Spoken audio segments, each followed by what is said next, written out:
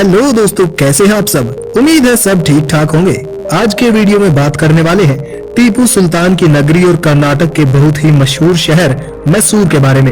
Video में आगे बढ़ने से पहले बता दें कि ये शहर कर्नाटक राज्य के दक्षिण में बसा एक बहुत ही खूबसूरत शहर है।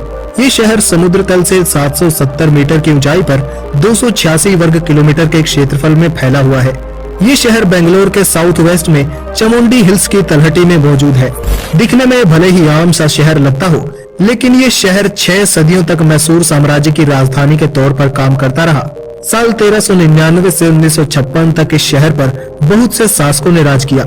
इसके इतिहास के अंतिम दिनों में यहाँ हैदर अली और टीपू सुल्तान ने राज किया था। इन्हीं दोनों शासकों के समय यहाँ पर सहतूत नामक फल उगाया जाने लगा था। रेशम के धागों से कपड़े बनाने और पहनने का चलन इसी साम्राज्य के इन्हीं 2 शासकों के समय में आया था। इस शहर की धरती खूंखार वीरों को जन्म देने वाली है, जिन्होंने 4 बार ब्रिटिश सरकार से युद्ध किया था।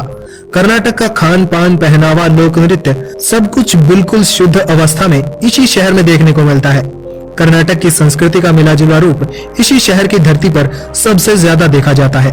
2011 की जनगणना के अनुसार लगभग 1 मिलियन के आसपास की जनसंख्या इस शहर में पाई जाती है, जो इसे जनसंख्या के मामले में कर्नाटक का तीसरा सबसे अधिक जनसंख्या वाला शहर बनाता है। 2018 में एक स्टडी की गई थी, जिसके डेटा के अकॉर्डिंग इस शहर में 1000 पुरुषों पर 1000 महिलाएं पाई जाती हैं, जो समाज में महिलाओं की स्थिति को काफी अच्छा दर्शाता है। इस शहर की कुल जनसंख्या में से 84% जनसंख्या पढ़ी लिखी है। वहीं शहर की जनसंख्या में 73% आबादी में हिंदू, 22% आबादी में मुस्लिम और बाकी बची आबादी में क्रिश्चियन, जैन और अन्य छोटे धर्मों के लोग पाए जाते हैं। इस शहर का इंफ्रास्ट्रक्चर मेट्रो सिटीज को टक्कर देता है। नॉन मेट्रो सिटीज के इंफ्रास्ट्रक्चर इंडेक्स में ये शहर टॉप पर आता है। इस शहर की इकोनॉमी भी अलग अलग क्षेत्रों में बटी हुई है। टूरिज्म और IT सेक्टर में ये शहर बहुत ज्यादा आगे माना जाता है।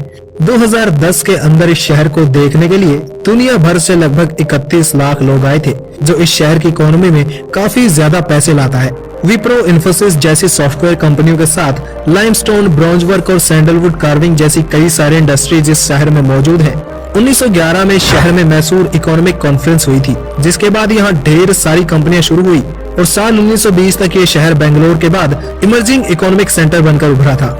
इस शहर में बेलागोला, बेलावाड़ी, हेबल और होट गली 4 मेजर इंडस्ट्रियल एरियाज हैं, जिनमें इस शहर के अंदर ढेर सारी मैन्युफैक्चरिंग और प्रोसेसिंग फैसिलिटीज मौजूद हैं। इसके अलावा नंजनगढ़ भी यहाँ का एक बहुत बड़ा इंडस्ट्रियल एरिया है, जो मैसूर के सैटेलाइट इंडस्ट्रियल एरिया के तौर पर काम करता है। यहाँ पर AT&S, नेस्ले, जुबिलेंट और TVS जैसी कंपनियों के बिजनेसेस मौजूद हैं। इतने सारे बिजनेसेस को सपोर्ट करने के लिए यहाँ ढेर सारे रोड्स भी बनाए गए हैं। नेशनल हाईवे नंबर 212 इसी शहर से होकर गुजरता है, जो भारत में तमिलनाडु और केरल के अंदर जाता है, जो इसके बाद केरल और तमिलनाडु में प्रवेश करता है। इस शहर में आपको चंडीगढ़ की तरह पब्लिक बाइसिकल सर्विस भी देखने को मिल जाएगी, जो आसपास के क्षेत्र में पर्यावरण को ध्यान में रखते हुए ट्रैवल करने में और शहर के प्रदूषण को कुछ हद तक नियंत्रित करने में मदद करता है। इस शहर में 1882 में बनी रेलवे लाइंस भी मौजूद है। आज के समय शहर में 3 रेलवे लाइंस मौजूद है, जिनमें से 2 लाइंस इलेक्ट्रिफाइड है, यानी इन पर बिजली वाली ट्रेनें दौड़ सकती है। इस शहर में एक डोमेस्टिक एयरपोर्ट भी मौजूद है, जो सिटी सेंटर से लगभग 10 किलोमीटर की दूरी पर मंडकली गांव के पास मौजूद है। तो ये थी मैसूर के बारे में कुछ इंटरेस्टिंग जानकारी। अगर पॉइंट छूट गया है तो कमेंट करके आप बता सकते हैं।